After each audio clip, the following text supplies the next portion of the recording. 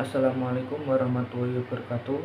Alhamdulillahirabbil alamin wassalatu ala asrofil anbiya'i wal mursalin wa ala alihi washabbihi ajmain amma ba'du. Yang terhormat Ibu Emi selaku dosen pengampu matkul studi kelayakan bisnis Islam, dan perkenalkan nama saya Muhammad Wafarki dan ada pun anggota kelompok saya. Yang pertama Mbak Widya, yang kedua Mas Samsul, yang ketiga Mbak Ulfa, yang keempat Mbak Naila, yang keenam Mbak Najla, yang ketujuh Mbak Tessa, yang kedelapan Mbak Lucy, yang terakhir yaitu Mbak Umi.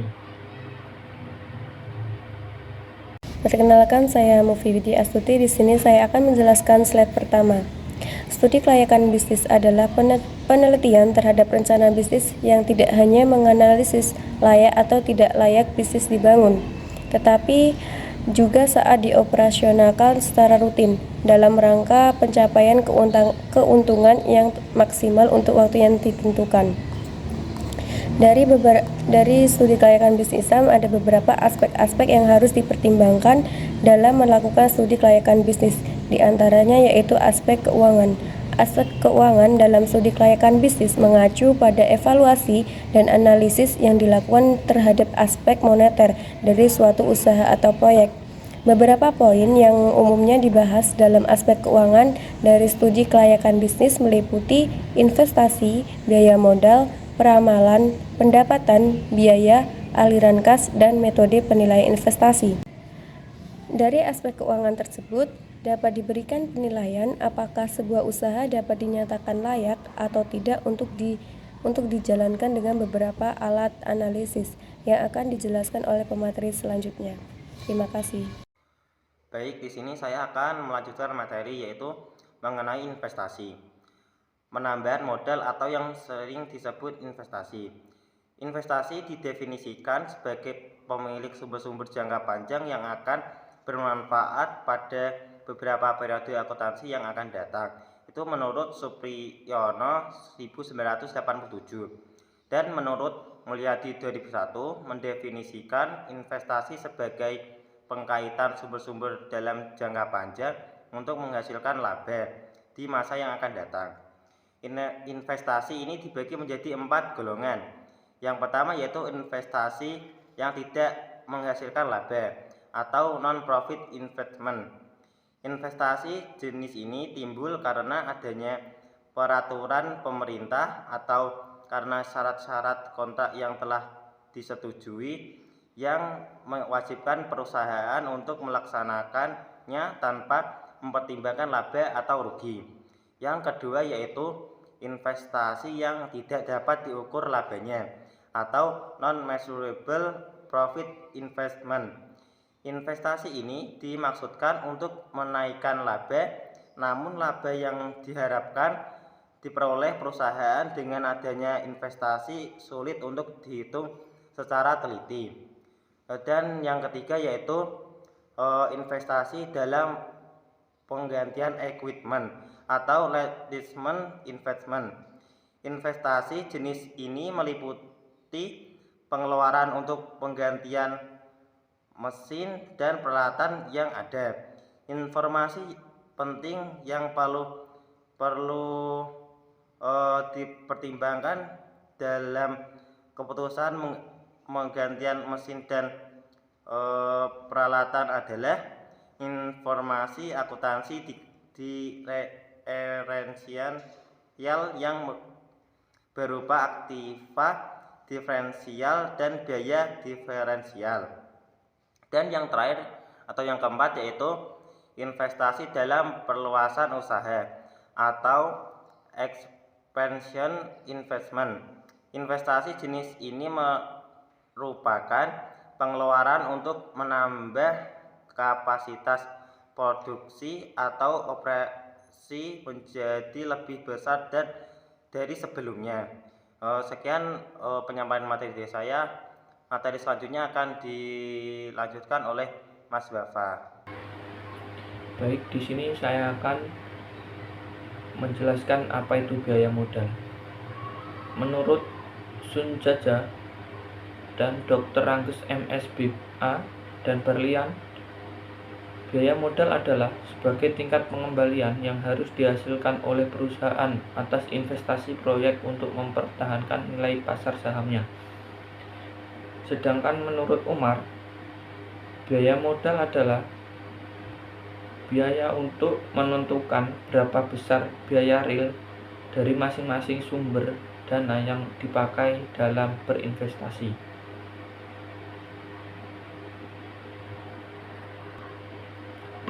Sedangkan menurut saya, biaya modal adalah salah satu aspek kunci dalam kelayakan bisnis. Dalam konteks ini perlu diperhatikan jenis modal yang akan digunakan seperti modal sendiri dan pinjaman, biaya modal mencakup bunga dan persyaratan pembayaran pinjaman, serta pembebanan modal sendiri terkait dengan ekuitas pemilik. Analisis biaya modal membantu menentukan tingkat pengembalian yang diharapkan dan memastikan bahwa proyek tersebut dapat memberikan keuntungan yang memadai untuk memenuhi persyaratan keuangan dan memberikan nilai tambah bagi pemegang saham.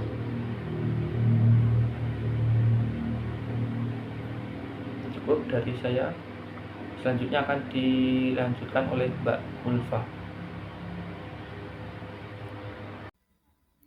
Perkenalkan, nama saya Nafiatul Ulfa dengan NIK Mahir 033.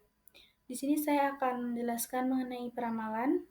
Menurut Render dan Heiser, peramalan adalah seni atau ilmu yang memprediksi peristiwa-peristiwa di masa depan. Peramalan membutuhkan pengambilan data historis dan memproyeksikannya ke masa depan dengan beberapa bentuk model matematis. Dalam peramalan ada 7 langkah sistematis yang perlu dilakukan, di antaranya yang pertama, menentukan penggunaan dari peramalan. Kemudian yang kedua, memilih barang yang akan diramalkan. Ketiga, menentukan horizon waktu dari peramalan. Kemudian yang keempat, memiliki model peramalan. Yang kelima, mengumpulkan data yang diperlukan untuk membuat peramalan. Kemudian yang keenam, membuat peramalan.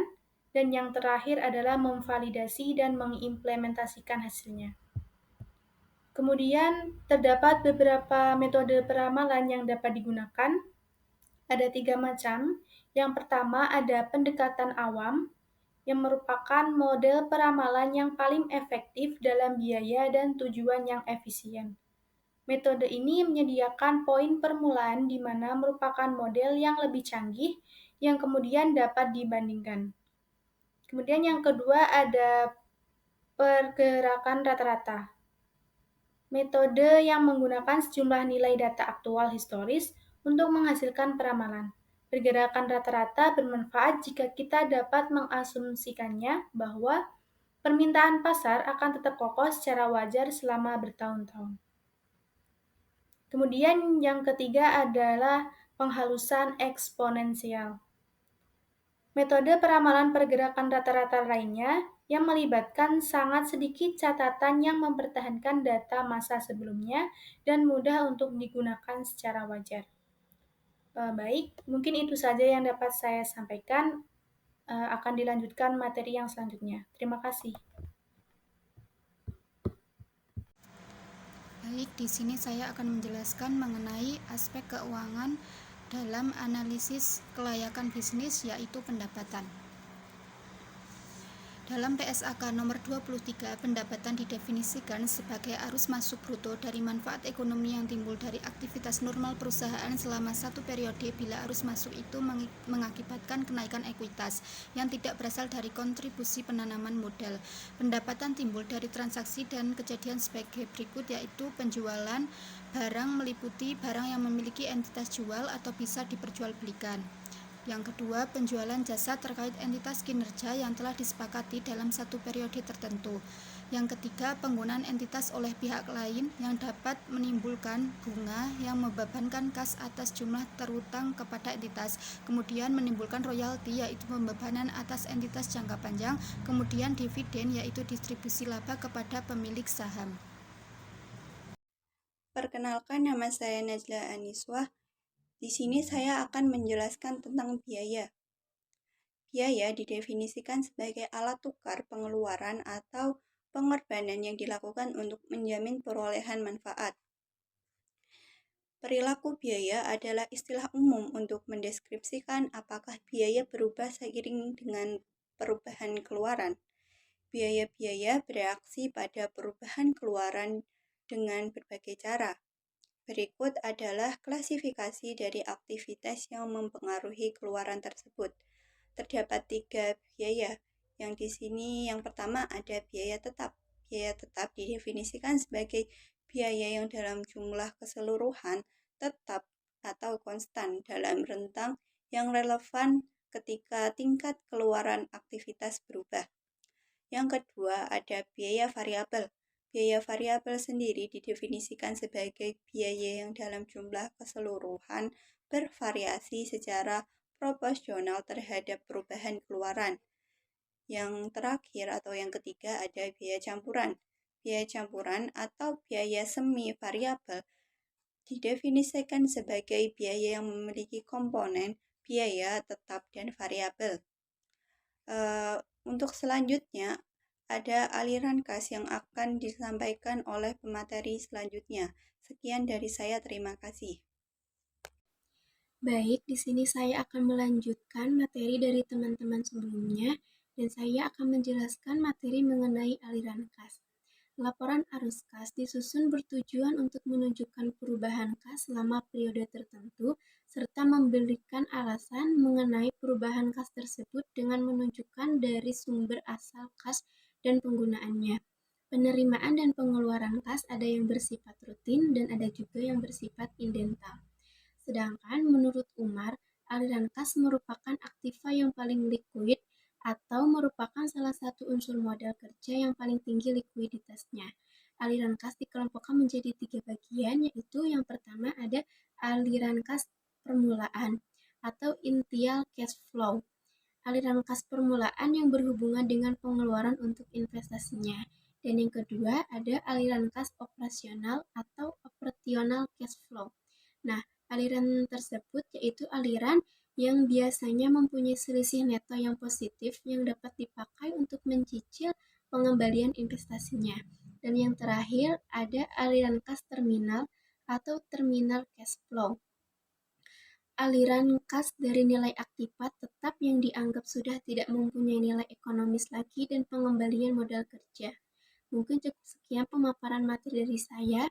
Selanjutnya akan dilanjutkan oleh pemateri berikutnya. Terima kasih. Metode non-diskondo. Metode non-diskondo adalah suatu model yang mengabaikan nilai waktu dari ruang. Dalam metode non-diskondo ini terbagi menjadi 2. Yang pertama adalah periode pengembalian atau payback period. Payback period merupakan salah satu yang paling sederhana. Metode ini menghitung waktu untuk mengembalikan biaya awal investasi berdasarkan arus kas. Metode perhitungannya ini ada 2. Yang pertama, jika pajak penghasilan belum dihitung pada penentuan periode pengembalian dalam investasi untuk keperluan ekspansi usaha, maka rumusnya payback period sama dengan investasi dibagi dengan laba tunai rata-rata per tahun. Yang kedua, jika dampak pajak penghasilan sudah dihitung, maka penentuan payback period itu bisa dihitung dengan cara payback period investasi sama dengan investasi dibagi dengan kas masuk bersih. Ini adalah kelebihan dan kekurangan payback period. Yang pertama, kelebihan payback period ini mempunyai 3 kelebihan. Yang pertama adalah metode ini dapat digunakan untuk menilai proyek investasi yang mempunyai rate of return dan resiko yang sama, sehingga bisa dipilih investasi jangka waktu pengembalian yang paling cepat. Yang kedua, investasi yang memiliki resiko besar dengan memakai metode payback period dapat diketahui jangka waktu periode yang diperlukan untuk pengembalian investasi. Yang ketiga, metode ini dapat dipakai untuk memilih beberapa pilihan atau usulan investasi sebelum melanjutkan penilaian dan pertimbangan kemampuan investasi dalam menghasilkan keuntungan. Selanjutnya adalah kekurangan payback period. Yang pertama, metode payback period ini tidak mengukur tingkat profitabilitas. Yang kedua, metode payback period tidak memperhitungkan nilai waktu untuk suatu ruang. Yang ketiga, metode payback period tidak memperlihatkan pendapat di kemudian hari setelah dana investasi itu pokok kembali. Selanjutnya, dalam metode penilaian investasi yang kedua adalah tingkat pengembalian akuntansi atau accounting rate of return, merupakan metode penelitian investasi untuk mengukur besarnya keuntungan yang diperoleh dari suatu investasi. Nilai ARR ini menyatakan presentase laba bersih terhadap jumlah modal awal, sehingga tinggi nilai ARR ini, maka investasi dinilai semakin menguntungkan. Rumus metode penilaian ARR ini adalah laba bersih tahun rata-rata dibagi dengan investasi awal dikalikan dengan 100%. Ini adalah kelebihan dan kekurangannya ARR. Yang pertama, kelebihannya ini mempunyai dua. Yang pertama, metode ini mudah dimengerti dan sederhana. Average rate of return menggunakan data akuntansi yang telah ada sehingga tidak memerlukan perhitungan lainnya. Yang kedua, metode ARR ini telah memperhitungkan arus kas selama umur proyek investasi. Yang kedua adalah kekurangannya. Kekurangan ini mempunyai tiga. Yang pertama, metode ARR dipengaruhi pemakaian metode penyusutan. Yang kedua, metode ARR juga tidak memperhitungkan nilai waktu suatu ruang. Yang ketiga, metode ARR tidak bisa dilakukan jika investasi dilakukan dalam beberapa tahapan. Baik, materi yang terakhir adalah metode penilaian investasi, metode diskonto. Metode diskonto dibagi menjadi dua, yaitu nilai sekarang bersih atau net present value atau NPV, merupakan selisih antara nilai sekarang dari arus kas masuk dan kas keluar yang berhubungan dengan suatu proyek. Nilai NPV dapat digunakan untuk memperhitungkan nilai uang dan membandingkan alternatif investasi serupa. Kemudian, tingkat pengembalian internal atau internal rate of return atau IRR merupakan suku bunga yang mengatur nilai sekarang dari arus kas masuk proyek sama dengan nilai sekarang dari biaya proyek tersebut. Dapat diartikan IRR adalah tingkat diskonto pada saat NPV proyek sama dengan 0. Kemudian terdapat kelebihan dan kekurangan NPV. Kelebihan dari NPV yang pertama, pada perhitungan NPV selalu arus kas selama umur proyek akan diperhitungkan untuk mengambil keputusan investasi. Yang kedua, NPV telah memperhitungkan nilai waktu suatu uang. Terdapat juga kekurangan NPV. Yang pertama, NPV membutuhkan perhitungan yang cermat dan teliti dalam menentukan tarif kembalian dari suatu investasi. Kemudian ketika membandingkan dua proyek investasi dengan jumlah investasi yang tidak sama, maka nilai tunai arus kas bersih dalam mata uang rupiah tidak bisa dipakai sebagai bahan acuan. Kemudian kelebihan dan kekurangan dari IRR. Kelebihan dari IRR yang pertama, metode IRR mengutamakan aliran kas awal dibandingkan aliran kas akhir. Yang kedua, metode ini juga memperhitungkan nilai waktu dari uang. Kekurangan dari IRR yang pertama, metode IRR tidak mempertimbangkan dana investasi yang nilainya berbeda-beda untuk macam-macam proyek yang sedang dibandingkan dan profitabilitas nominal setiap proyek. Kemudian proses perhitungan IRR cukup susah dan memakan banyak waktu, terutama apabila arus kas yang terjadi tidak sama besar. Kemudian apabila terdapat kondisi seperti beberapa aliran kasus yang negatif, maka proyek mungkin akan menghasilkan lebih dari satu angka IRR. Yang terakhir, tingkat bunga yang dihitung dalam metode IRR menggunakan angka yang sama untuk setiap tahun dalam usia ekonomis.